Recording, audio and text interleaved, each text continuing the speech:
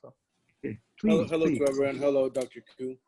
Yes, sir. Yeah, if we were doing like an over-the-top technique, going through the ipsilateral all the way to the other side, how far lateral would you go on the contralateral side? Yeah.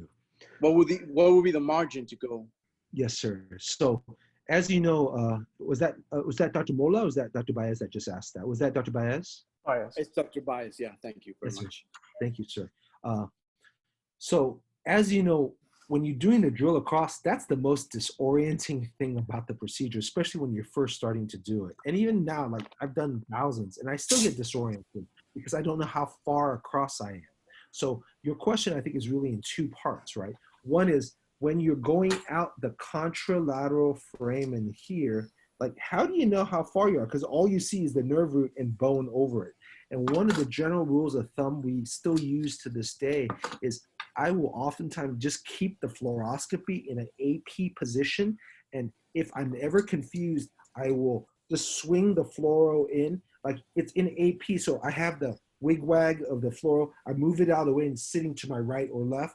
And then if I'm confused, I just step back, bring the AP, and I shoot a fluoro. And that shows me how far out my tip is. So I used to stop, the answer is I used to stop sort of mid in the framing, but now to be truthful, with the longer curved instruments that we have, I like to often go all the way out because you have to look, as you know, and I don't have to tell you that when you look at the facets, sometimes you have those big hypertrophic facets where the superior articulating process has really come quite a bit up into the frame and has closed it down. In those cases, you have to go all the way out because if not, you will not have fully decompressed the lateral superior articulating process, and there can often be still residual foraminal compression. So to your point, you have to go as far out as the SAP goes, simply put. Sometimes you don't, but you have to look at the preoperative axial and sagittal MRIs. So that's answer number one. Number two, anatomically, one of the visual landmarks we have always used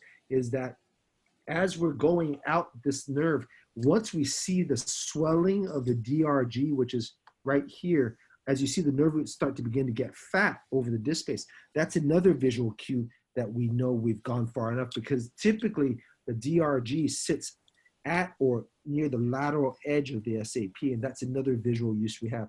But in honestly, what we've done over the years is every August, July, when new fellows start, we always drape in the fluoro, have the fluoro there because we work through tubes, we need to confirm level. And then we leave the fluoro in an AP position to know that we're far out enough for whatever bony pathology is and exists. And then nowadays, we'll show some slides in a little bit, you can take the Dreal and our drills in general, and you can navigate them as well. And that's another way you can know you're past the point of tip. Because as you know, I humbly put to you, I've had a lot of patients where I thought I did enough, I thought I went lateral enough, but at the end of the day, I wasn't lateral enough. And then the patient has residual radiculopathy or recurrent radiculopathy over some time, and I always kind of kick myself for not doing a good enough job. And that, in truth, is also the problem ipsilaterally, going around your own corner and making sure you have enough of that done as well. So that's why having curved devices and also having ways to check intraoperatively is important. I know sometimes you're like, I don't want to pull the fluoro in, this is a pain in the ass.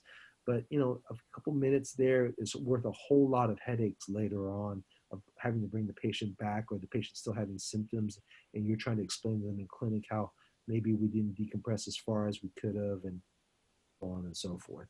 So I think that's I know that's not a simple answer, but that's what we've learned myself humbly over the years. Sure.